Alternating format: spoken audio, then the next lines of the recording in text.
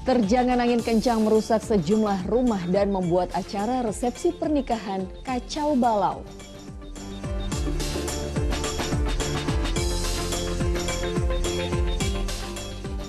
Mengancam pengguna jalan tol lainnya dengan senjata tajam, seorang mahasiswa perguruan tinggi swasta di Tangerang, Banten diamankan polisi.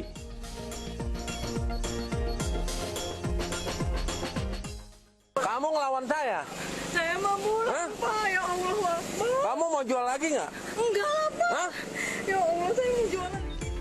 Seorang petugas keamanan di sebuah objek wisata di Jakarta diduga melakukan intimidasi dengan mengusir paksa pedagang asongan.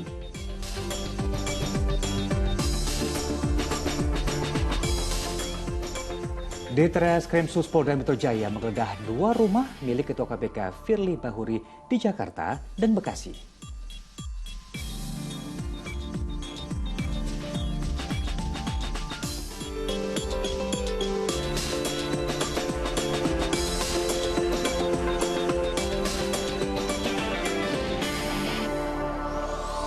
Halo pemirsa, apa kabar? Semoga sehat-sehat. Senang sekali dapat kembali menyapa Anda pagi ini dalam program Fokus Pagi bersama saya, Jamie Darusman. Dan saya Pratiwi Kusuma. Seperti biasa dalam 1,5 jam ke depan kami hadir dengan rangkaian informasi dan juga peristiwa terbaru yang berhasil dihimpun tim redaksi kami hingga dini hari tadi. Kita buka informasi di pagi hari ini pemirsa, di mana hujan lebat dan angin kencang terjadi di sejumlah daerah. Ya, di Pandeglang, Banten misalnya, pohon yang tumbang menimpa rumah dan menewaskan seorang bocah. Sedangkan di Ponorogo, Jawa Timur, selain menumbangkan pohon, angin kencang juga merusak sejumlah rumah dan membuat acara resepsi pernikahan kacau balau.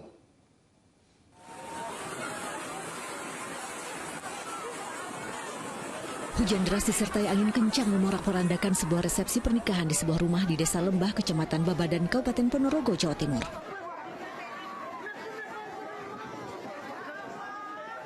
Sejumlah tenda roboh diterjang angin.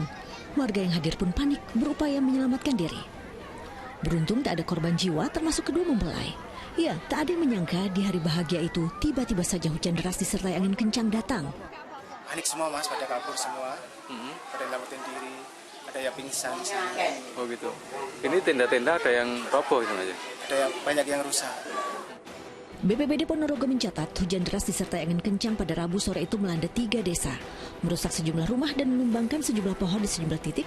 Korban yang jiwa tidak ada, hanya korban kerusakan genteng, kemudian pohon tumbang. Hujan besar, saya hampir kesambar. Bawa motor, astagfirullahaladzim. Kepanikan juga dirasakan warga Kabupaten Pandeglang, Banten yang diterpa hujan deras disertai angin kencang Kamis siang.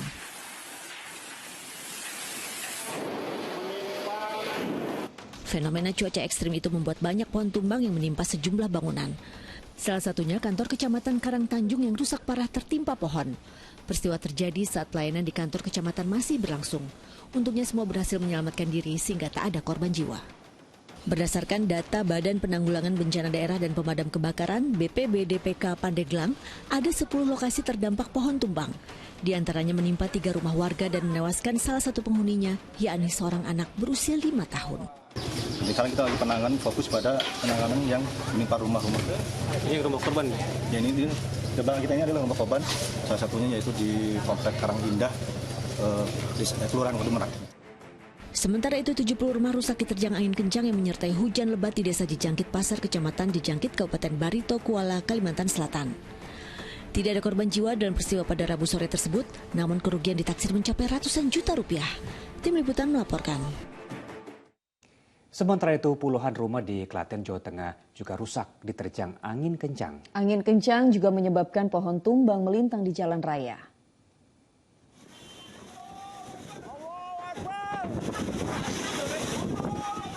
Video amatir warga ini merekam kejadian saat angin kencang menerjang puluhan rumah. Berdasarkan data BPBD, angin kencang terjadi di 7 kecamatan di Klaten, Jawa Tengah. Akibat angin kencang ini puluhan bangunan rusak. Sebuah pohon berukuran besar juga tumbang hingga menimpa 2 orang yang tengah melintas. Kedua korban kemudian dibawa ke puskesmas untuk mendapat perawatan. Identifikasi lokasinya belum selesai secara pasti, tapi beberapa rumah yang kita cek sama laporan lebih dari 10-an. Paling banyak di wilayah. Sementara ini di wilayah Karangdowo yang banyak rumahnya yang atapnya. Di lokasi lain, video amatir merekam sesaat setelah terjadinya terjangan angin puting beliung di kawasan Mamasa, Sulbar.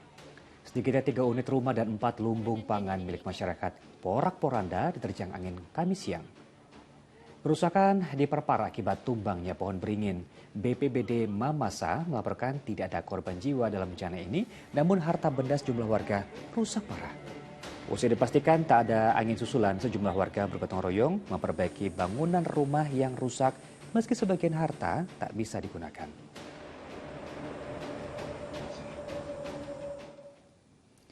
Memasuki masa pancaroba, fenomena hujan es melanda permukiman di Klaten, Jawa Tengah. Ya, ada butiran es yang turun sekitar 5 menit pemirsa, yang ini membuat warga menjadi kaget.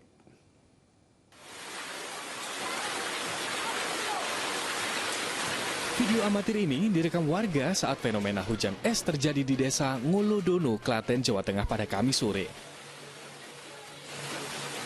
Butiran es berukuran kecil itu jatuh sesaat setelah gerimis mengguyur kawasan tersebut. Turunnya hujan es sempat membuat kaget warga setempat lantaran baru pertama kali terjadi. Fenomena ini hanya berlangsung selama 5 menit. Awalnya itu mendung dulu mas, mendung gelap banget toh. Di situ langsung gerimis itu terletak. Tak kirain apa, terus aku lihat di bawah itu ternyata es, hujan esnya. Hujan es merupakan fenomena alamiah yang biasa berlangsung dalam durasi singkat dan sering terjadi saat masa peralihan 2 musim atau pancaroba. Krisna Agung melaporkan dari Kabupaten Klaten, Jawa Tengah. Di informasi lainnya, dihantam gelombang tinggi membuat sebuah perahu nelayan terbalik di perairan Amet, Karangasem, Bali. Ya, beruntung korban bisa diselamatkan perahu nelayan lainnya yang kebetulan melintas.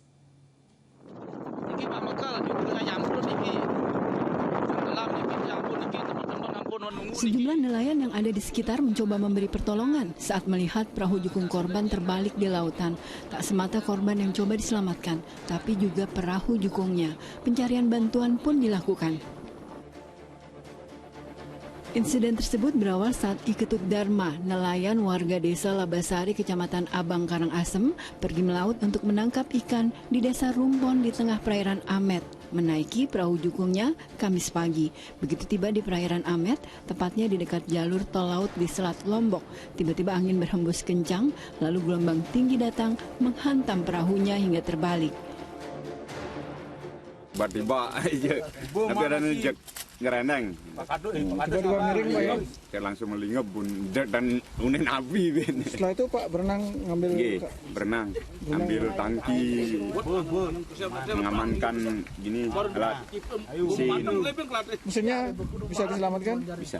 Ada sekitar 4 jukung, bolak-balik.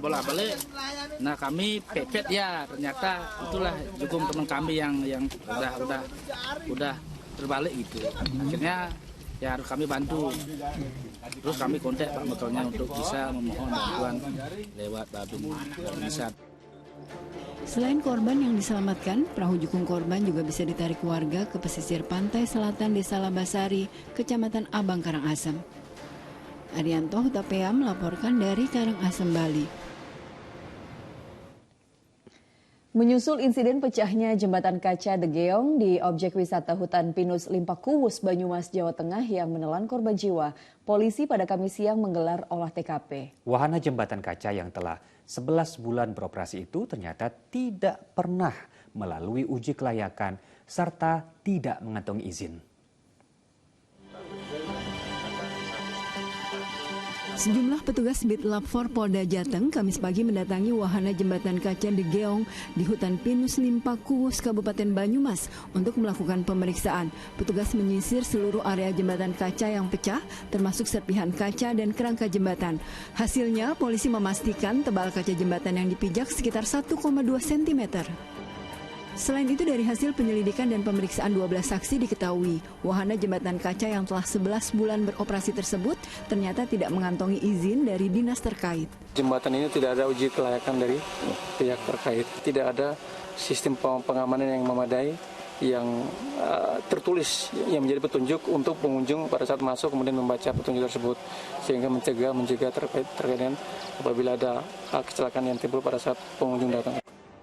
Meski ditemukan sejumlah pelanggaran dalam operasional wahana jembatan kaca, namun polisi belum menetapkan tersangka dalam kasus pecahnya kaca jembatan yang menelan korban jiwa tersebut. Polisi masih menunggu hasil pemeriksaan tim forensik Polda Jateng.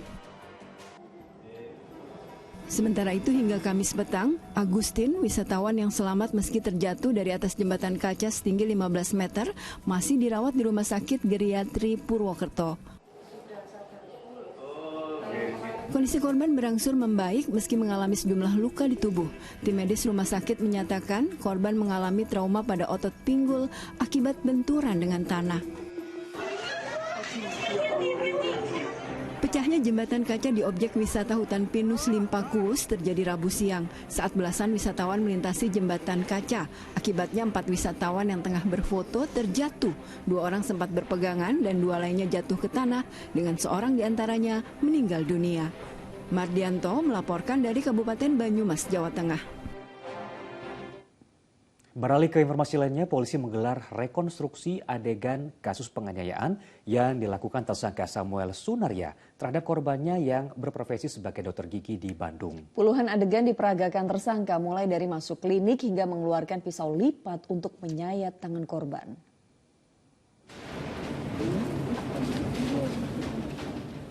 Petugas Satuan Reserse Kriminal Polrestabes Bandung pada Kamis malam menggelar rekonstruksi atau reka ulang kasus penyerangan dan penganiayaan yang dilakukan oleh tersangka Samuel Sunarya terhadap korban Visi L. Alexandra yang merupakan seorang dokter gigi di salah satu klinik di kota Bandung. Dalam rekonstruksi tersebut, tersangka Samuel Sunarya dan korban Visi Alexandra yang perannya digantikan oleh petugas melakukan 23 adegan. Selain itu, petugas juga menghadirkan 3 orang saksi dalam rekonstruksi tersebut. Reka ulang ini dilakukan untuk mengetahui lebih pasti motif yang dilakukan oleh tersangka. Menurut petugas, penganiayaan yang dilakukan karena sifat provokatif tersangka. Ada beberapa kejadian yang di depan ruko juga itu merupakan bentuk perlawanan dari korban ketika yang bersangkutan dipukul dan ditendang ya, yang sempat menjadi polemik ya di beberapa media. Berarti nggak ada penusukan dan seperti yang diberitakan oleh pelapor nggak ada penusukan? Ada, penusukan ada. Sebelumnya tersangka Samuel Sunarya viral di media sosial setelah melakukan penyerangan dan penganiayaan dengan menggunakan senjata tajam kepada korban Visi L. Alexandra pada 21 Oktober lalu. Samuel kemudian berhasil ditangkap petugas di rumahnya dengan cara mendobrak pintu karena sempat tidak mau menyerahkan diri. Akibat perbuatannya, tersangka dikenakan pasal 351 dan 355 tentang perbuatan tidak menyenangkan dengan ancaman hukuman 5 tahun penjara. Muhammad Rizal melaporkan dari Bandung, Jawa Barat. Diduga menghalangi dan mengancam pengguna jalan tol lainnya dengan menggunakan senjata tajam, seorang mahasiswa perguruan tinggi swasta diamankan Satreskrim Polres Metro Tangerang, Kota Banten. Aksinya diketahui setelah korban lapor polisi dan videonya viral di media sosial.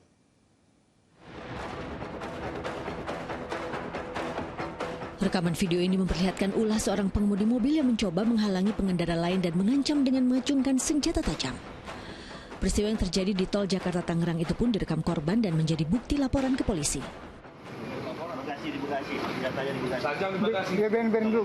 Dalam waktu singkat, aparat Satreskrim Polres Metro Tangerang Kota mengamankan terduga pelaku. Pemuda berusia 22 tahun itu diringkus saat berkumpul bersama sejumlah temannya di kawasan Serpong, Tangerang Selatan. Kita dapat informasikan bahwa pelaku dan korban tidak saling kenal dan saat ini korban pun sedang kita untuk melakukan pemeriksaan. Hingga saat ini tim penyidik masih memeriksa motif terduga pelaku dan menyita barang bukti 1 unit mobil serta senjata tajam yang digunakan pemuda yang berstatus mahasiswa tersebut. Sanksi terkait penggunaan senjata tajam serta pengancaman dengan senjata tajam bisa menjerat pelaku dengan ancaman kurungan 10 tahun penjara. Taufik Saleh melaporkan dari Tangerang, Banten. Seorang petugas keamanan di sebuah objek wisata di Jakarta diduga melakukan intimidasi dan dugaan kekerasan saat mengusir paksa pedagang asongan yang berjualan tanpa izin. Aksi tersebut viral di media sosial serta ditindaklanjuti petugas kepolisian yang melakukan proses hukum terhadap terduga pelaku. Kamu ngelawan saya? Saya mau pulang, Pak. Ya Allah, Pak. Kamu mau jual lagi? Dalam video yang viral di media sosial ini, tampak seorang wanita yang merupakan pedagang asongan memohon kepada petugas keamanan di sebuah lokasi wisata karena tertangkap masih berjualan. Meski sudah memohon dilepaskan, oknum petugas keamanan ini terus melakukan intimidasi.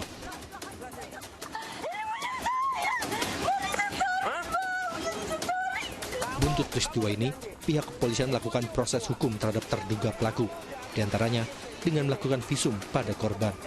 Pasalnya, aksi kekerasan yang dilakukan dinilai sudah masuk tindak pidana tentang penganiayaan. Sudah dibuat laporan dan juga sudah kami visum, ya. Dan selanjutnya juga akan kami proses sesuai dengan ketentuan undang-undang yang berlaku. Pasal yang dikenakan apa? Kita nanti cek apakah 351 atau 352. Sesuai dengan hasil visum saja. Oh, ada saksi yang sudah diperiksa? Ya, sementara baru saksi korban ya, saksi pelapor. Saat ini, polisi masih menunggu hasil visum korban dari rumah sakit. Terduga pelaku juga telah mendapatkan sanksi pemutusan kontrak kerja dari pihak pengelola lokasi wisata. Johan Teruna melaporkan dari Jakarta. Beralih ke informasi lain, Ditreskrim Sus Polda Metro Jaya menggeledah 2 rumah milik Ketua KPK Firly Bahuri di Jakarta serta Bekasi pada hari Kamis. Penggeledahan rumah di Bekasi disaksikan langsung oleh Firly Bahuri dan keluarganya. Penggeledahan ini terkait kasus dugaan pemerasan pada ex-Menteri Pertanian Syahrul Yassin Limpo. Sejumlah mobil berplat nomor polisi dengan pasukan polisi bermotor memasuki klaster Galaksi di Kelurahan Jaka Setia, Kota Bekasi, Jawa Barat pukul 10:30 Kamis siang. Petugas Ditreskrim Sus Polda Metro Jaya kemudian menggeledah rumah Ketua KPK Firly Bahuri selama 3 jam. Rumahnya Pak Firly ada bagian sudut ruangan yang menjadi fokus pemeriksaan? Semuanya diperiksa ya. Mulai dari kamar pribadi, kamar anak-anak, ruang kerja, ruang musola, semuanya digeledah dan tidak ditemukan satupun alat bukti. Berarti polisi keluar dari pemeriksaan tidak membawa apa-apa, Pak? Tidak membawa apa-apa. Tidak membawa apa-apa. Selain Pak Firly ada anggota keluarga lain, Pak, yang semuanya lengkap. Ada istri beliau, anak beliau gitu. Selain di Bekasi, penyidik juga menggeledah rumah milik Ketua KPK Firly Bahuri yang berada di Jalan Kertanegara, nomor 46 di Kebayoran Baru, Jakarta Selatan. 3 jam penggeledahan, penyidik membawa 1 koper dan 1 tas dari dalam rumah. Penggeledahan guna mengungkap secara terang benderang dugaan pemerasan yang dilakukan Firly Bahuri pada mantan Menteri Pertanian Syahrul Yassin Limpo. Proses ini rangkaiannya dalam rangka proses penyidikan ya, yang tentunya masih berlangsung dari Direktorat Reserse Kriminal Khusus Polda Metro Jaya, kan masih rangkaian proses penyidikan dan tentunya untuk mencari serta mengumpulkan bukti-bukti ya, yang tentunya dengan bukti itu nantinya akan membuat terang tentang dugaan tindak pidana yang sedang ditangani atau terjadi.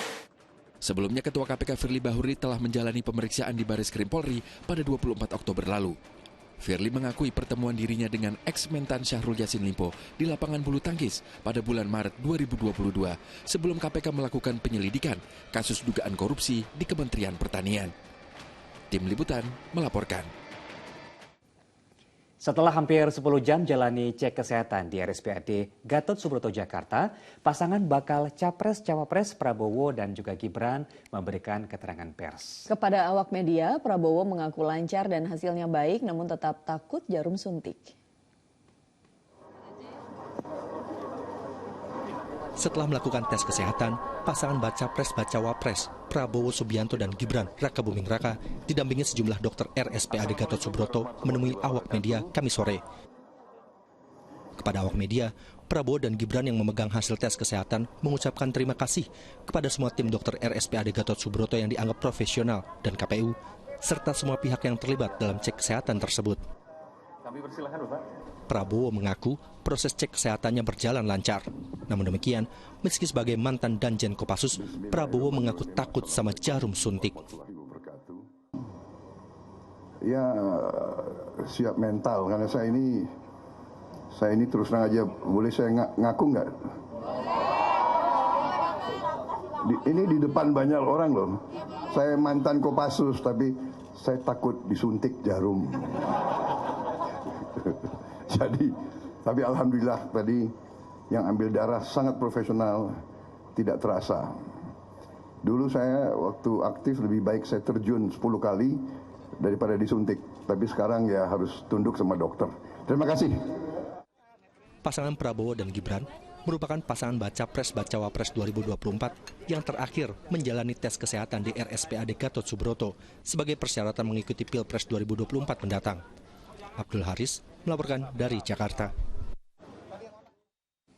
Sementara bakal calon Presiden Ganjar Pranowo menghadiri kegiatan gebiar budaya di wilayah Terbanggi Besar, Kabupaten Lampung Tengah, Lampung. Pada kegiatan tersebut, mantan Gubernur Jawa Tengah itu juga turut membagikan bibit padi dan jagung kepada warga.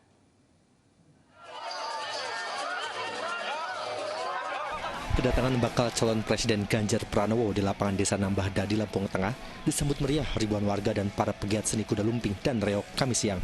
Mereka berdesakan untuk mendekat dan bersalaman dengan mantan Gubernur Jawa Tengah itu. Di lokasi ini, Ganjar membagikan bibit padi dan jagung kepada warga dan menonton pentas kuda lumping dan reog. Safari politik Ganjar Pranowo kemudian dilanjutkan dengan mengunjungi pabrik pengolahan nanas di Terbanggi Besar, Lampung Tengah. Ganjar bertemu dengan para karyawan dan melihat produksi pengolahan nanas. Jadi kita melihat di sini nanasnya hebat, buah-buahan yang lain tumbuh, relasi antara petani dengan pengusahanya bisa bagus, pengusaha bisa menjadi off-taker, bibitnya disiapkan, kualitasnya tinggi, menurut saya itu menjadi contoh lah ya. Dan tentu pasti orang Lampung, orang Indonesia juga yang bangga. Usai menghadiri kegiatan gebiar budaya di Kabupaten Lampung Tengah, Ganjar melanjutkan perjalanan untuk menghadiri rembuk petani di Desa Labuan Ratu, Lampung Timur. Masyarakat sangat antusias menyambut kedatangan bakal calon Presiden Ganjar Pranowo.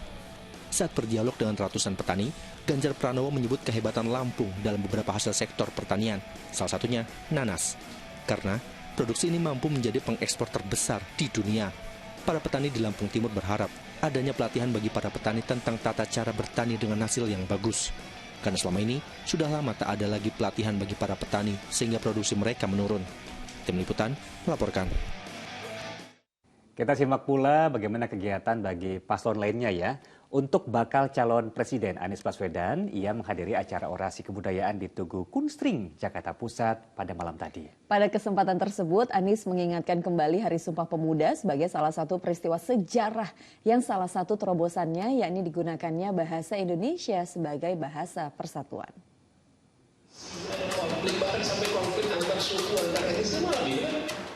Menghadiri acara orasi kebudayaan di Tugu Kunstring, Menteng, Jakarta Pusat, bakal calon Presiden Anies Baswedan menyampaikan orasi kebudayaannya di hadapan audiensi yang hadir. Pada kesempatan tersebut, Anies mengingatkan kembali peristiwa Sumpah Pemuda yang akan diperingati pada tanggal 28 Oktober.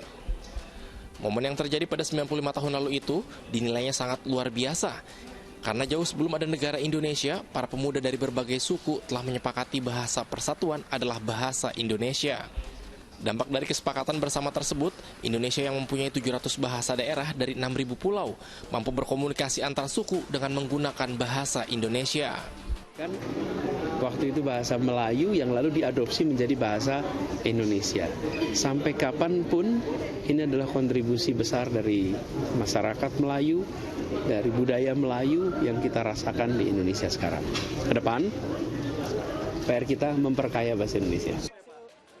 Kedepannya Anies Baswedan berjanji akan menambah bahasa daerah untuk dimasukkan ke dalam kosakata bahasa Indonesia. Sehingga bahasa daerah tidak akan punah, malah sebaliknya akan semakin berkembang. Abdul Haris melaporkan dari Jakarta. Diduga tak terima ditegur usai menabrak kendaraan lain, seorang pria di Pasar Minggu, Jakarta Selatan menganiaya pengendara motor wanita di jalan. Kami hadirkan informasi lengkapnya usai jeda, tetap di Fokus Pagi.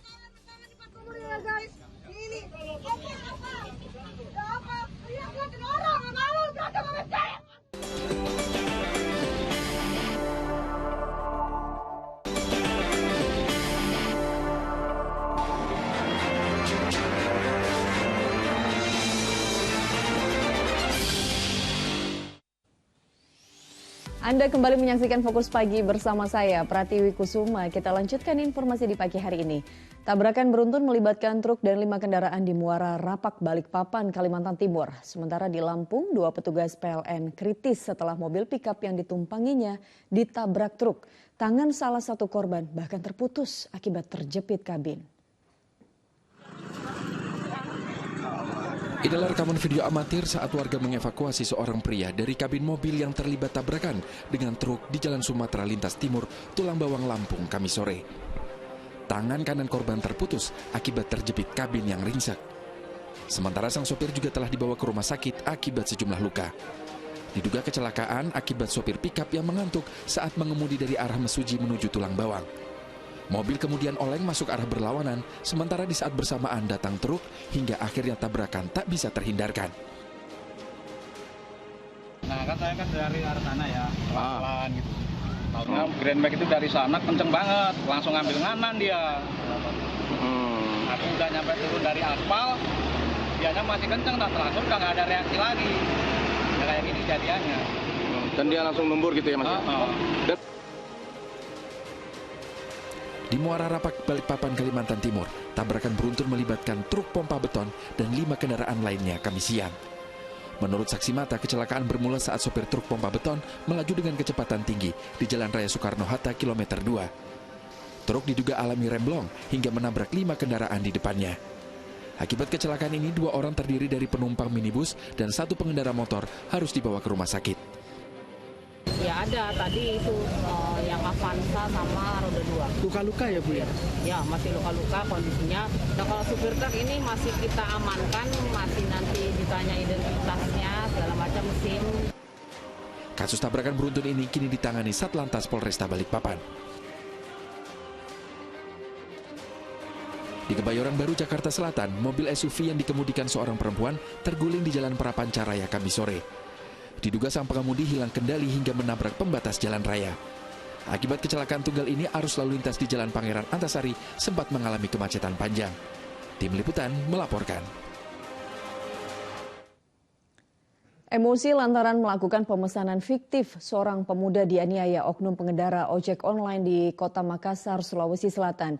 Sementara di Jakarta diduga tak terima ditegur usai menabrak kendaraan lain. Seorang pria menganiaya pengendara motor wanita di jalan.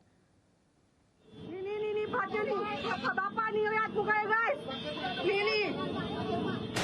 Cekcok antar pengendara motor terjadi di Jalan Raya Pasar Minggu, Pejaten Barat, Jakarta Selatan, Kamis petang. Seorang pria pengendara motor diduga menganiaya seorang wanita pengendara motor. Korban yang tak terima dianiaya langsung berteriak histeris. Pengendara lain yang ada di lokasi kejadian langsung berusaha memisahkan keduanya.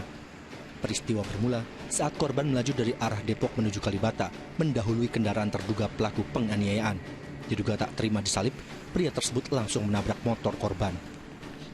Diduga tak terima ditegur korban, terduga pelaku langsung menganiaya korban menggunakan helm. Cuman tahu-tahu ada ribut-ribut aja di situ. Tahu-tahu si mbak-mbak sama si bapak-bapak itu berantem di situ, ya kan? Nggak tahu masalahnya apa. Nah sempat terjadi pemukulan lah di situ, bapak-bapak ke mbaknya. Akibat peristiwa ini, lalu lintas di lokasi kejadian sempat tersendat. Atas kejadian yang menimpanya, korban berencana melaporkan kasus dugaan penganiayaan tersebut ke Polsek Pasar Minggu. Pemuda ini berteriak meminta tolong saat dianiaya seorang pengendara ojek online di sebuah indekos di wilayah Kelurahan Buntusu, Kota Makassar. Penganiayaan dipicu lantaran terduga pelaku kesal karena korban melakukan pemesanan fiktif. Pengendara online tersebut kemudian mendatangi indekos korban dan langsung menganiayanya. Setelah video penganiayaan tersebut tersebar luas di dunia maya, pihak kepolisian langsung mengambil tindakan dan memediasi keduanya. Setelah driver ojol ini tiba di lokasi yang dituju, ketemulah kepada pemesannya ini. Namun karena merasa ditipu sehingga dia melakukan penganiayaan kepada keluarga itu ya, yang pesan ojol tersebut. Setelah melakukan mediasi, kedua belah pihak sepakat untuk berdamai lantaran keduanya menganggap aksi yang dilakukan sama-sama salah. Keduanya juga bersepakat untuk tidak mempolisikan permasalahan ini. Namun, polisi akan bergerak dan bertindak tegas apabila kejadian serupa terulang. Tim Liputan melaporkan. Pemirsa, aksi begal di Kota Bengkulu kian meresahkan warga. Polisi pun menangkap 16 remaja yang diduga terlibat dalam komplotan begal. Saat beraksi mereka kerap membawa senjata tajam hingga melukai korban.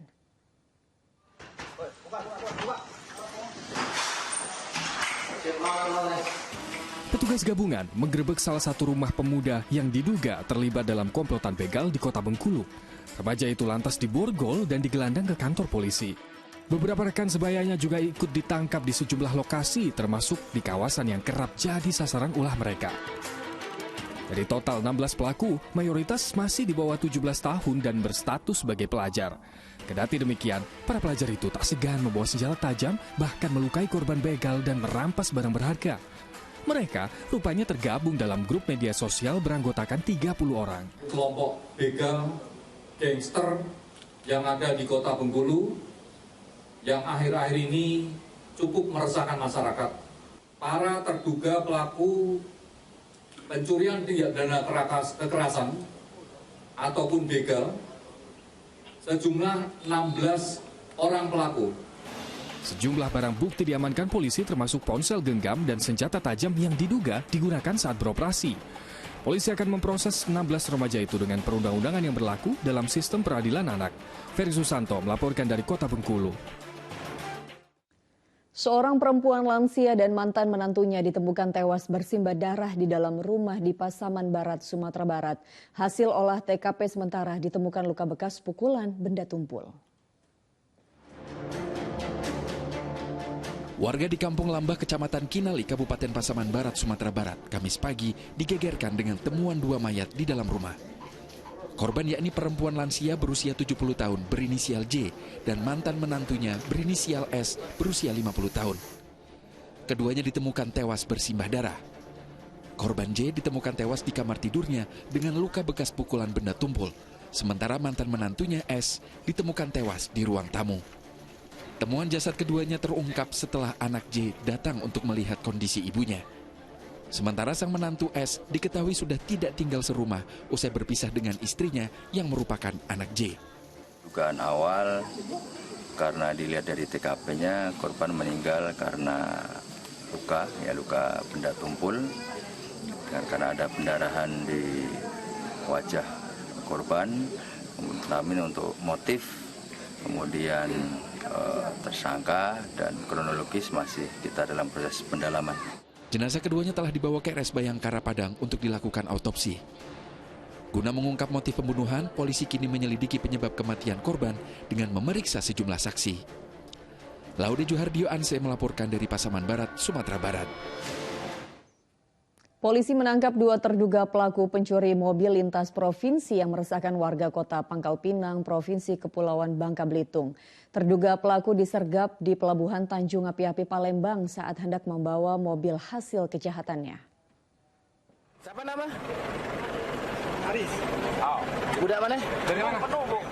Tim Besar Naga Polresta Pangkal Pinang berkoordinasi dengan tim Lobster Polsek Sungsang menyergap terduga pelaku pencurian mobil lintas provinsi di Pelabuhan Tanjung Api-Api, Sumatera Selatan. Terduga pelaku hanya bisa pasrah saat ditangkap. Ternyata, terduga pelaku hendak membawa mobil yang dicurinya ke kampung halamannya di Mesuji Ogan Komering Ilir untuk dijual. Tersendiri, pria 44 tahun itu melibatkan temannya untuk menjual mobil curian dengan imbalan uang hasil penjualan mobil. Niat terduga pelaku berakhir ditangkap polisi setelah pemilik mobil melapor kepada pihak kepolisian. Terduga pelaku beraksi dengan modus mengambil mobil yang terparkir di samping rumah korban menggunakan kunci duplikat yang ia dapat saat korban meminta bantuannya untuk menjual mobil. Alhamdulillah tim Besar pada malam hari ini menangkap 2 pelaku yaitu pencuri mobil dalam pasal 363 yang mana pada saat mencuri mobil itu pelaku kenal dengan yang punya mobil. Langsunglah tim Besar berkoordinasi dengan satuan di Serse di Bangka Barat dan di Palembang. Alhamdulillah dapatlah di Pelabuhan Tanjung Api-Api. Terduga pelaku kemudian dibawa ke Pangkal Pinang, Bangka Belitung untuk proses lebih lanjut. Akibat perbuatannya, terduga pelaku terancam hukuman hingga 9 tahun penjara. Ada Agus melaporkan dari Pangkal Pinang, Bangka Belitung. 2 residivis narkotika ditangkap aparat Polres Jepara, Jawa Tengah karena mengedarkan sabu setengah kilogram lebih. Sementara di Jakarta, polisi berhasil mengungkap jaringan narkotika internasional dengan barang bukti berupa 25,1 kilogram narkoba jenis sabu-sabu. Ini apa kotanya? Sarung tangan. Iya. Sarung tangan. Enggak, sabu kan? Nah, ya udah dia ngakuin. Buka dulu. Seorang terduga kurir narkoba ini tak berkutik saat ditanya petugas kepolisian tentang barang terlarang yang dibawanya di jok sepeda motor di Bogor, Jawa Barat. Dari informasi awal ini, petugas juga menggerebek perumahan di wilayah Cianjur, Jawa Barat, serta hotel di kawasan Bandara Soekarno-Hatta, Tangerang, Banten. Dalam gelar perkara diungkap, ketiga tersangka dibekuk di 3 lokasi berbeda. Dari tangan ketiganya, polisi berhasil menyita barang terlarang jenis sabu-sabu seberat 25,1 kilogram. Jika dinominalkan, diperkirakan harganya mencapai sekitar 25 miliar rupiah.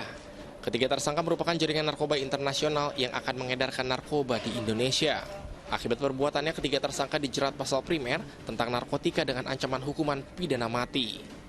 Seluruh tersangka yang diamankan menyatakan bahwa jaringan ini merupakan jaringan peredaran narkotika jenis sabu dari Malaysia, Aceh, kemudian Jakarta, Bogor, dan Cianjur.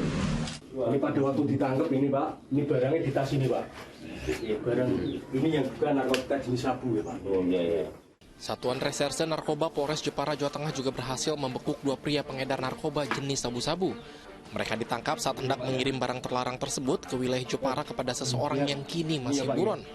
Saat ditangkap, polisi menyita sabu-sabu seberat 512 gram. Ironisnya, keduanya baru keluar dari penjara Nusa Kambangan akibat kasus yang sama. Kepada polisi, kedua orang ini mengaku hanya bertugas untuk mengantarkan sabu-sabu dengan upah 25 juta rupiah. Tim Liputan melaporkan. Api meluluh lantakan sebuah rumah di permukiman padat di Cianjur, Jawa Barat. Informasi selengkapnya akan disampaikan Jemi Darusman usai jeda. Tetaplah bersama kami.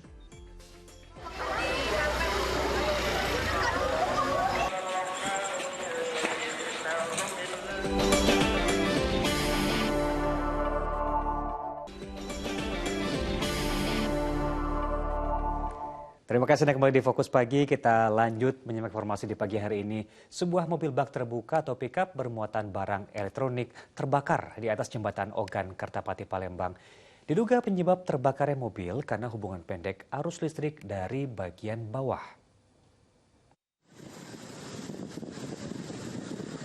Asap hitam membubung tinggi dari mobil pickup bermuatan barang elektronik yang terbakar di jembatan Ogan, Kertapati, Palembang, Kamis sore. Sejumlah barang elektronik seperti kulkas, mesin cuci, dan AC juga hangus ludes terbakar. Kejadian bermula saat mobil yang melintasi jembatan menuju Kenten Laut Banyu Asin tiba-tiba diperingatkan warga adanya asap yang muncul dari kolong mobil. Seketika api membesar melahap seluruh badan mobil.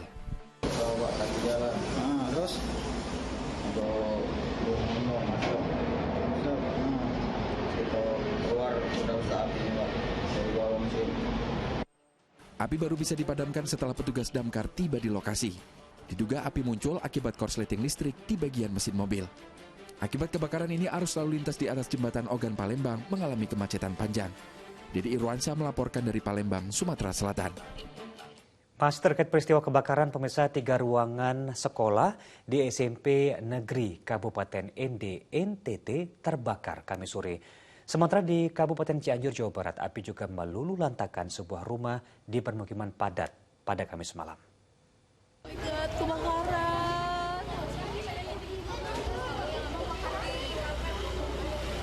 Langit di sekitar Gang Banjar, Kecamatan Cianjur Kota, Kabupaten Cianjur memerah saat kobaran api menghanguskan rumah semi permanen di permukiman padat malam tadi.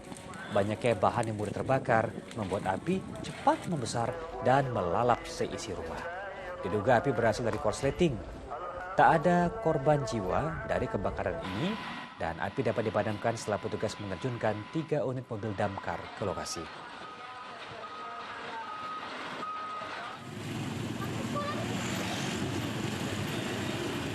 Kobaran api juga menghanguskan 3 ruangan di SMP Negeri 1 ND, NTT. Banyak buku dan peralatan sekolah yang hangus terbakar.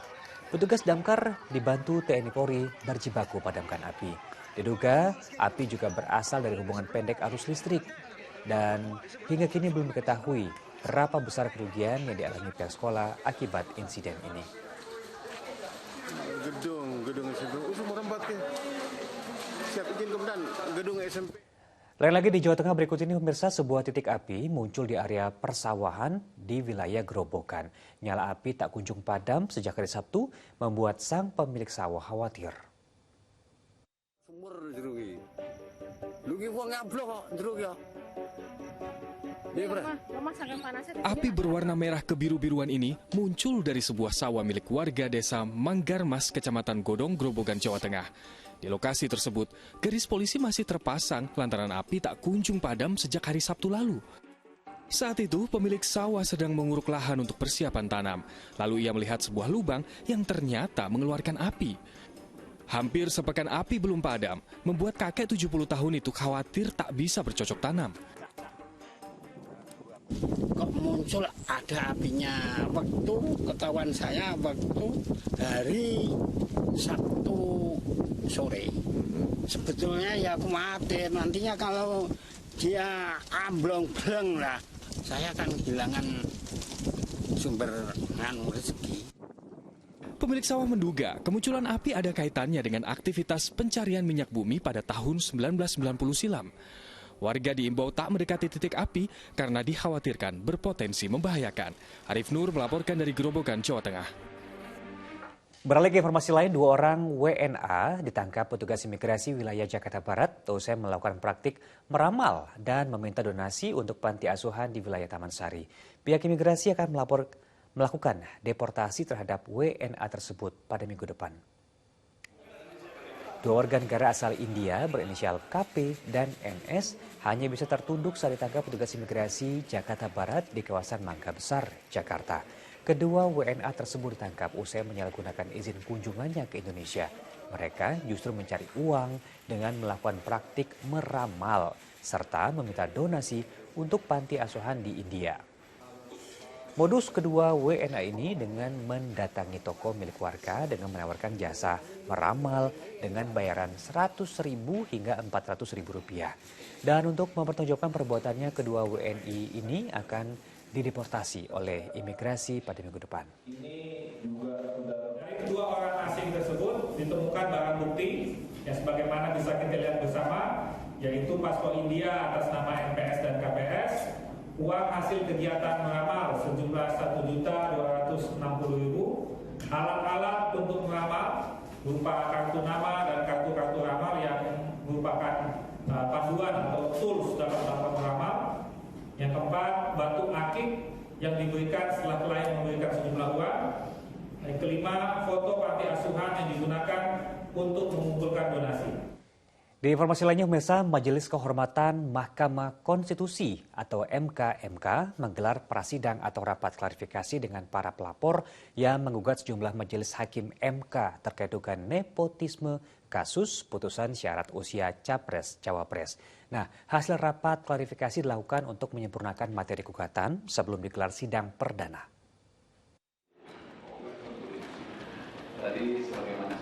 Majelis Kehormatan Mahkamah Konstitusi atau MKMK mulai menggelar prasidang atau rapat klarifikasi kasus dugaan nepotisme di gedung MK pada Kamis siang. Rapat klarifikasi ini yang dipimpin Ketua Majelis Kehormatan MK Jimli Asidik serta dihadiri sejumlah para pelapornya. Rapat klarifikasi digelar untuk menyempurnakan materi gugatan sejumlah pelapor sebelum sidang perdana yang dijadwalkan pada Selasa pekan depan. Dalam agenda sidang nanti, Ketua Majelis Kehormatan Mahkamah Konstitusi Jimli Asidik menyatakan akan memeriksa dugaan pelanggaran kode etik terhadap hakim konstitusi secara cepat terkait putusan MK tentang syarat usia Capres-Cawapres. Jimli juga mengatakan adanya laporan terhadap hakim MK merupakan sejarah baru karena membuat semua hakim konstitusi dilaporkan. Majelis Kehormatan MK ini harus kita manfaatkan untuk menghidupkan akal sehat itu.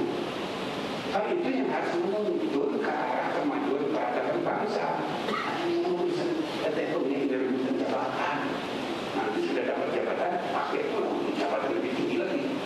Itu orang yang berebutan kekayaan sama, dapat kekayaan dia pakai untuk mencari kekayaan lebih banyak lagi. Sementara sebanyak 16 guru besar dan pengajar hukum tata negara dan hukum administrasi negara melaporkan Ketua MK Anwar Usman ke Majelis Kehormatan Mahkamah Konstitusi.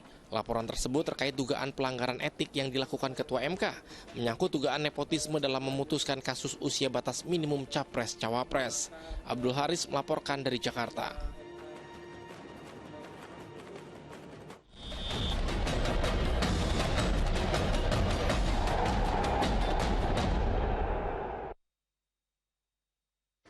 Pemirsa, sejumlah kendaraan listrik telah tiba di Stadion Sijalak Harupat Bandung untuk kebutuhan operasional pada pelaksanaan Piala Dunia U17.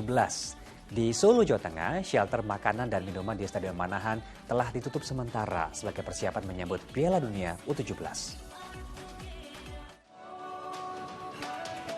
Jelang bergulirnya Piala Dunia U17 2023 Indonesia, seluruh shelter penjualan makanan dan minuman di Stadion Manahan Solo, Jawa Tengah ditutup sementara. Kios-kios pedagang telah dikosongkan, begitupun dengan barang dagangan dan peralatan lainnya telah dibawa pulang para pedagang. Para pedagang diminta libur selama 40 hari ke depan. Sterilisasi pedagang ini merupakan syarat dari FIFA yang harus dipenuhi dalam pelaksanaan Piala Dunia U17. Kalau mengeluhnya ya tetap mengeluh, cuma itu kan sudah kami sosialisasikan jauh sebelumnya. Pada saat mau U20 pun itu sudah kami sampaikan. Cuma keluhan dari pedagang, kok panjang banget ya, harusnya ini memanen rezeki karena banyak yang berkunjung, banyak penonton, kok malah ditutup. Ya, saya sampaikan 40 hari sudah saya sampaikan, itu adalah kebijakan atau standar dari FIFA. Sementara itu persiapan sarana dan prasarana juga terus dilakukan di Stadion Sijalak Harupat, Bandung, Jawa Barat. Sejumlah kendaraan listrik pada Kamis siang telah didatangkan untuk kebutuhan operasional pada pelaksanaan Piala Dunia U17 nanti. Seluruh infrastruktur, baik itu di play, lapangan permainan, kemudian tribun, ruangan-ruangan yang ada di stadion, semuanya sudah dalam kondisi siap. Pemerintah daerah setempat juga akan menyiapkan kantong parkir kendaraan bagi seluruh supporter yang akan menyaksikan pertandingan ke stadion. Nantinya para supporter akan diangkut menggunakan kendaraan khusus atau bus dari Gor Sabi Lulungan Soreang menuju Stadion Sijalak Harupat. Tim Liputan melaporkan. Nah, sebagai salah satu tuan rumah penyelenggara, Kabupaten Bandung, Jawa Barat terus bersolek di beberapa ruas jalan untuk menyambut gelaran Piala Dunia U17. Di Surabaya juga demikian, pernak-pernik atau souvenir sudah mulai diproduksi para pemilik usaha mikro kecil dan menengah jelang gelaran Piala Dunia U17.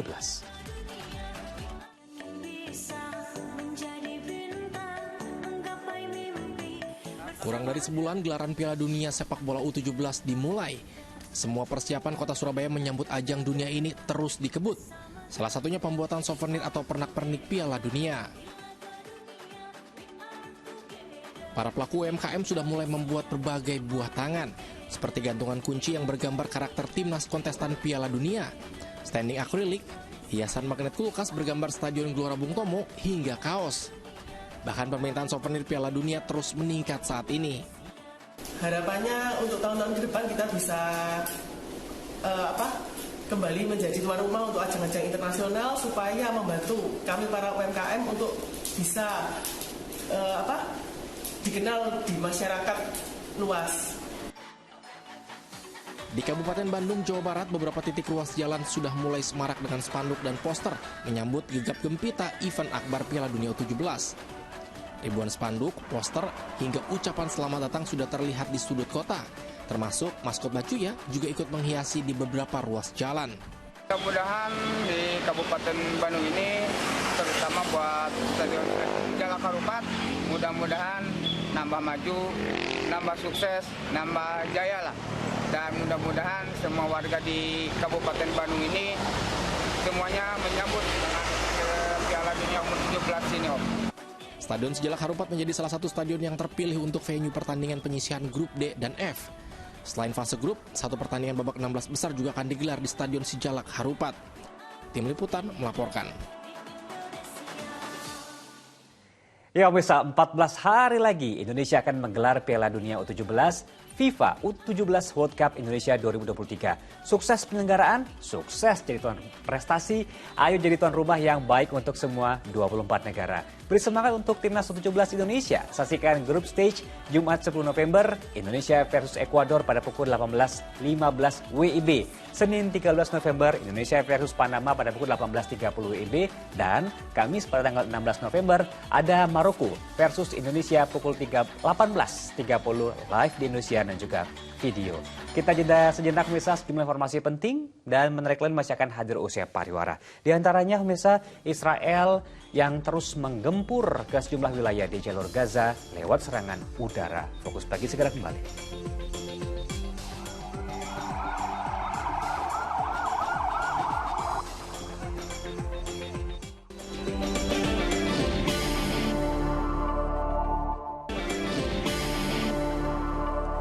Terima kasih Anda kembali di Fokus Pagi bersama saya Jamie Darusman. Dan saya Pratiwi Kusuma. Kita lanjutkan informasi di pagi hari ini. Pemirsa, Amerika Serikat kembali digegerkan oleh penembakan massal yang menewaskan sedikitnya 22 orang. Nah, kami juga punya informasi terkait dengan Israel yang terus menggempur ke sejumlah wilayah di jalur Gaza lewat serangan udaranya. Selengkapnya kami rangkum dalam Kilas Mancanegara berikut ini.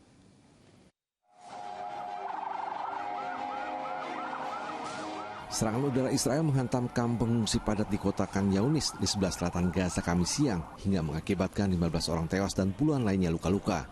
Tim medis dibantu sejumlah warga mengevakuasi para korban dari reruntuhan bangunan rumah penduduk yang hancur dihantam rudal Israel. Serangan ini termasuk paling mematikan di pekan ini dalam perang yang sudah memasuki hari ke-20 antara Israel dan Hamas. Sementara di Yarmuk, tim penyelamat juga berjibaku mencari para korban dari serangan udara Israel. Tim kesulitan mencari para korban di tengah puing-puing bangunan yang luluh lantak. Kementerian Kesehatan Palestina mencatat hingga Kamis sudah lebih dari 7.000 orang tewas, di mana sebagian besar adalah anak-anak dan wanita. Sedikitnya 22 orang tewas menyusul penembakan massal yang dilakukan seorang pria di kota Lewiston, negara bagian Maine, Amerika Serikat. Peristiwa penembakan terjadi di sebuah arena bowling, bar, dan restoran yang banyak pengunjung. Polisi mengidentifikasi seorang pria bernama Robert berusia 40 tahun sebagai terduga pelaku sambil memegang senjata laras panjang semi-otomatis. Penduduk setempat dibuat resah dan cemas lantaran pelaku belum tertangkap. Ratusan polisi dikerahkan untuk menggeledah sejumlah lokasi yang dicurigai sebagai tempat persembunyian pelaku, sementara warga diminta untuk menutup dan mengunci rapat pintu rumah. Para korban tewas dan luka-luka seluruhnya telah dievakuasi ke rumah sakit.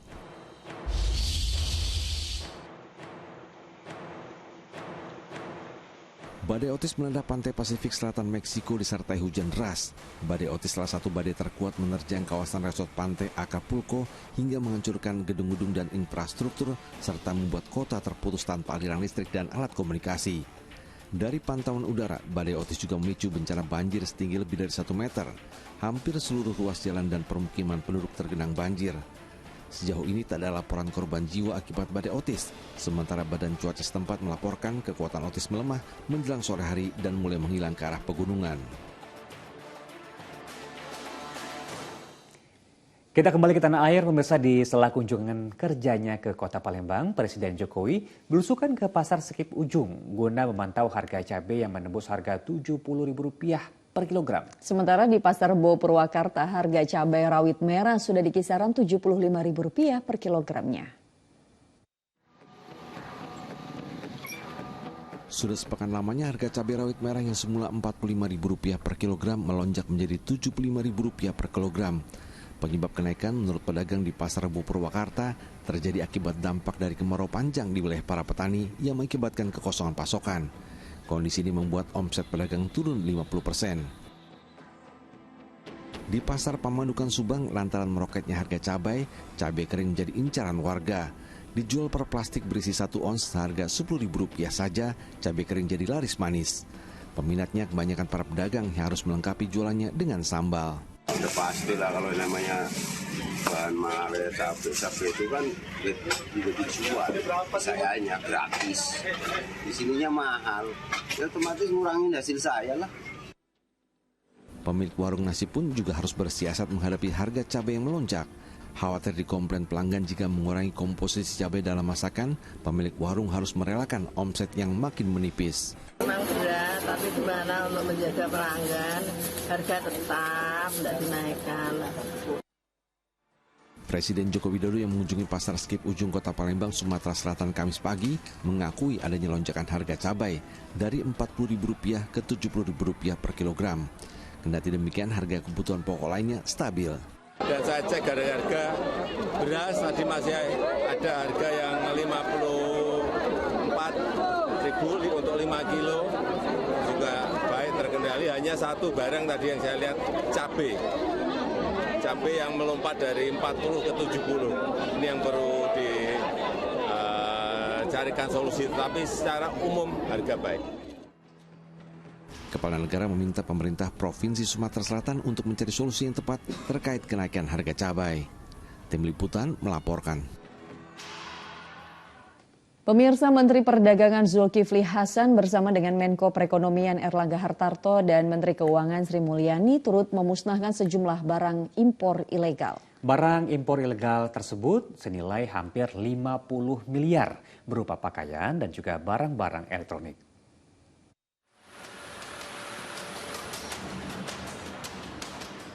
Produk-produk impor ilegal ini disita petugas lantaran melanggar dan tidak memenuhi kebijakan persyaratan impor. Produk-produk yang disita berupa pakaian, karpet sejadah, alat elektronik, alat ukur hingga barang lainnya senilai 50 miliar rupiah.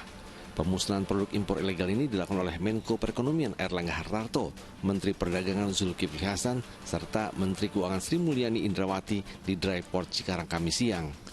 Menteri Perdagangan mengungkapkan pemusnahan ini sebagai tindak lanjut temuan hasil pengawasan tata niaga impor. Total nilai yang akan dimusnahkan atau dihibahkan nilainya Pak Menko hari ini 49 hampir 50 miliar rupiah. 49,951 miliar. Jadi hampir 50 miliar rupiah. Memang sebagian besar pakaian tadi sudah disampaikan Menteri Keuangan, pakaian yang masuk secara ilegal. Sementara khusus pakaian impor bekas, Zulhas menekankan bahwa hal ini merupakan langkah penegakan hukum terkait Permendak Nomor 31 Tahun 2023 mengenai sistem perdagangan online guna melindungi pedagang lokal dan UMKM. Enggar Bagus dan Tikno Handoko melaporkan dari Cikarang, Kabupaten Bekasi, Jawa Barat. Kita beralih ke informasi lain pemirsa dari lanjutan pekan ke-17 BRI Liga 1. Persikabo yang berada di zona merah akan menghadapi lawan tangguh saat bertandang ke markas Barito Putra. Sementara itu duel bertajuk Derby Jawa Timur akan tersaji di Stadion Brawijaya antara Persik Kediri melawan Persebaya Surabaya. Derby Jawa Timur antara Persik Kediri melawan Persebaya Surabaya akan menjadi laga pembuka di pekan ke-17 BRI Liga 1. Duel sengit ini akan berlangsung di Stadion Brawijaya pada Jumat sore. Namun jelang laga nanti tim Macan Putih dihadapkan dengan sejumlah masalah. Beberapa pilar andalannya seperti Renan Silva dan Jevinho terancam tak dapat diturunkan lantaran dibekap cedera. Sementara di kubu seberang Persebaya datang dengan rentetan hasil yang kurang memuaskan. Pasalnya dalam dua laga terakhir Bajul Ijo selalu mengakhiri laga dengan kekalahan setelah ditaklukkan Bali United dan Persib Bandung. Duel sengit lainnya dalam lanjutan pekan ke-17 BRI Liga 1 akan mempertemukan Barito Putra dengan Persikabo 1973 di Stadion Demang Lehman, Kabupaten Banjar, Kalimantan Selatan pada Jumat malam. Tuan rumah kini bertekad untuk mencuri poin penuh demi bisa kembali bersaing di papan atas klasemen. Raihan 3 poin dalam 5 laga terakhir membuat posisi Barito terus merosot ke posisi 8 klasemen. Di kubu lawan Persikabo justru menghadapi situasi yang lebih pelik. Selama putaran pertama, Laskar Pajajaran hanya mampu meraih 2 kemenangan, posisinya pun kini hanya berada 1 tingkat dari dasar klasemen. Kemenangan jelas wajib diraih skuad asuhan Aji Santoso agar bisa segera keluar dari zona degradasi. Tim Liputan melaporkan. Nah, laporan tadi sekaligus menutup jumpa kita dalam Fokus Pagi edisi hari ini. Ya, usai Fokus Pagi, jangan lewatkan untuk menyaksikan program Magic 5. Mewakili tim redaksi dan kerabat kerja yang bertugas, saya Pratiwi Kusuma. Dan saya Jimmy Darusman, pemirsa kami pamit undur diri. Selamat pagi, selamat mulai aktivitas Anda. Dan sampai jumpa.